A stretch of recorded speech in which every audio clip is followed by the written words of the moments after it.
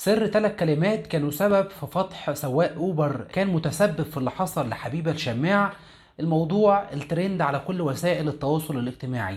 حبيبة الشماع اللي نطت من عربية أوبر وهي ماشية على طريق السويس، يا ترى إيه اللي حصل لها؟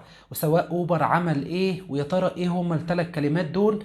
تفاصيل جديدة هتعرفوها معانا النهاردة. طبعا أتمنى من حضرتك تعمل لايك وشير وتشترك في القناة علشان دايما يوصل لك كل جديد، ويلا بينا نعرف التفاصيل.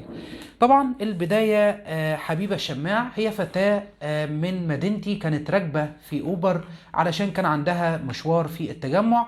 وكعادة أي حد يعني لما بيبقى رايح أي مشوار بيطلب يا إما أوبر يا إما درايف يا إما ديدي يا إما يركب تاكسي، وده يعني لو هو خلاص مش على دراية بالابليكيشنات التانية أو بالشركات دي. طبعا حبيبة طلبت أوبر وطلعت من مدينتي وكانت خلاص قربت على التجمع، الا ان والدتها وهي بتكلمها في التليفون لاحظت ان سواق العربيه بتاعت اوبر كان مشغل اغاني بصوت عالي جدا. فوالدتها بتقول لها قولي للسواق يوطي الاغاني شويه. فحبيبه بتقول للسواق بعد اذنك وطي الاغاني. فطبعا السواق مرضيش يوطي الاغاني، ويعني برطم بالكلام انا الله اعلم بقى قال لها ايه، المهم ان هو مرضيش يوطي الاغاني. طبعا فحبيبه بتكلم مامتها بتقول لها انا مش سامعاكي كويس، عموما لما توصلي بقى طمنينا عليكي. قعدوا يتكلموا مع بعض كده بتاع حوالي دقيقتين او 3. السواق جاله تليفون في الوقت ده بيكلم واحد صاحبه، قعد يتخانق معاه ويشتمه ويزعق ويتكلم باسلوب مش كويس، على الرغم انه معاه بنت والمفترض انه يتكلم باسلوب محترم.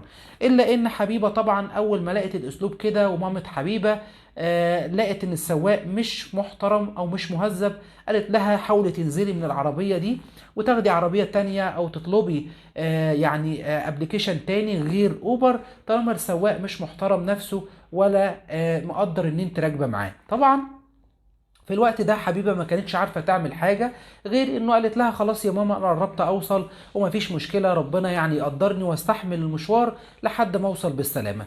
فمامة حبيبه قفلت معاها وقالت لها خلاص لما توصلي بالسلامه ابقى طمنينا عليكي، ولحد كده المكالمه انتهت ما بين حبيبه ومامتها. في الوقت ده السواق حاول ان هو يعني يرش برفان في العربيه بعد ما قفل طبعا اللوك بتاع العربيه علشان محدش يفتحه، وطبعا رفع الازاز. فحبيبه لاحظت ان في حاجات غريبه بتتعمل، بيبص لها بصات مش كويسه. طبعا البنت بدات تقلق، وخصوصا بعد ما رشح حاجه كده مش باين لها ولا هي المعطر ولا هي اللي برفان، فشكت لربما بيكون بيخدرها او عاوز يعمل معاها حاجه مش كويسه. طبعا راحت فتحت الازاز من جنبها ونطت من العربيه وهي ماشيه على الطريق طريق السويس. طبعا في الوقت ده هو ما وقفش علشان يشوف ايه اللي جرالها او حتى يحاول يقدم لها اسعافات ينقل لها المستشفى.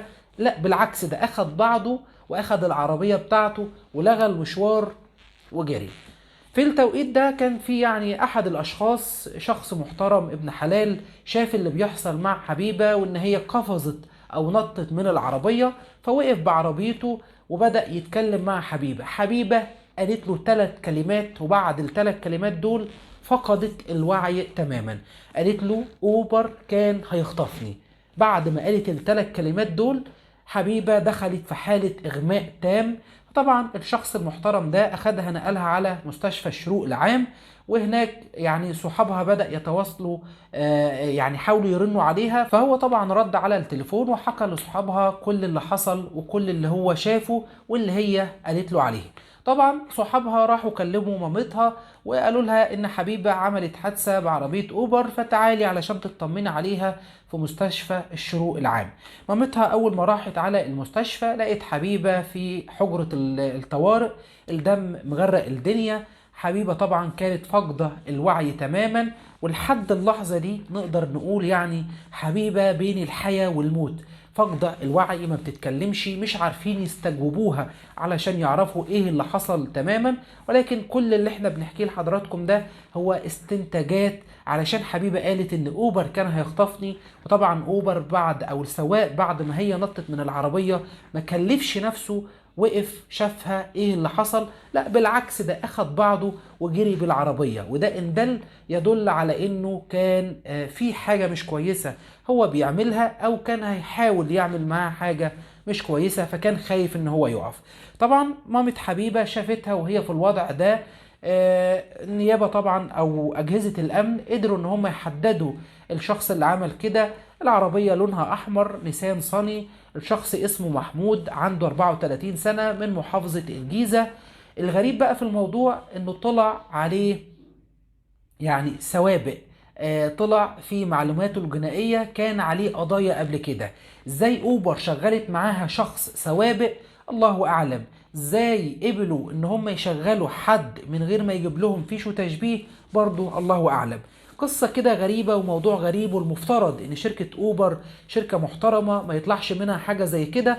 طبعا هي فعلا شركة محترمة معاهم سواقين محترمين، ولكن الشخص ده يعني الله اعلم هم قدروا يوافقوا عليه ازاي من غير ما يكون فيه فيش وتشبيه، او حتى يعلموه يتعامل مع العملاء اللي بيركبوا معاه ازاي. طبعا المفترض ان دي حاجات كلها سقطات من شركة محترمة زي شركة اوبر. طبعا بيان وزارة الداخلية كتبته على صفحتها الرسمية، وقالوا انه كشف ملابسات ما تم تداوله على مواقع التواصل الاجتماعي تضمن قيام سيدة بالقفز من سيارة بطريق السويس بالقاهرة. بالفحص تبين انه تبلغ لقسم شرطة الشروق بمديرية امن القاهرة من احدى المستشفيات باستقبال السيدة المشار اليها اللي هي حبيبة الشماع، مقيمة بدائرة قسم شرطة التجمع الاول، مصابة بجروح بالرأس واضطراب بدرجة الوعي لا يمكن استجوابها. ما قدروش ان هم يستجوبوها لانه كانت فاقدة الوعي تماما. افاد احد شهود الواقعة مقيم بدائرة القسم بأنه حال سيره بطريق السويس بدائرة القسم شهد المصابة حال قفزها من باب سيارة خلفي كانت تستقلها أثناء سيرها، فتوقف لمساعدتها وأبلغته أنها كانت تستقل السيارة المشار إليها تابعة لإحدى تطبيقات النقل الذكي، ولدى محاولة قائد السيارة معاكستها قامت بالقفز من السيارة خشية أن يتحرش بها، وتم نقلها للمستشفى. عقب ذلك تم تحديد وضبط السائق المذكور، له معلومات جنائية ومقيم بمحافظة الجيزة، وبمواجهته أقر انه حال قيامه بغلق نوافذ السيارة ورش معطر مفاجئ بقيام المذكورة بالقفز من السيارة، قام باستكمال سيره ولم يتوقف خشية تعرضه للإيذاء. طبعا هم أخذوا معاه كافة الإجراءات القانونية. طبعا هو بيتحقق معاه حاليا، محبوس على ذمة الموضوع وعلى القضية كلها. حبيبة ما بين الحياة والموت زي ما قلت لحضراتكم، ربنا يقومها بالسلامة وترجع لأهلها وتكون في أفضل حال.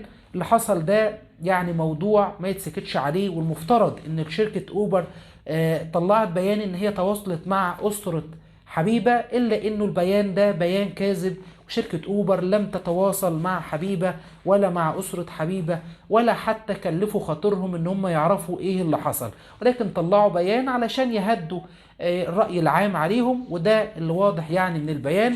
ولكن بنتمنى ان شركة اوبر تهتم بموظفينها، بالناس اللي هي بتشغلها معاهم، تبدأ يكون يعني، وده الطبيعي، يكون في فيش وتشبيه لأي حد هم بيوظفوه معاهم.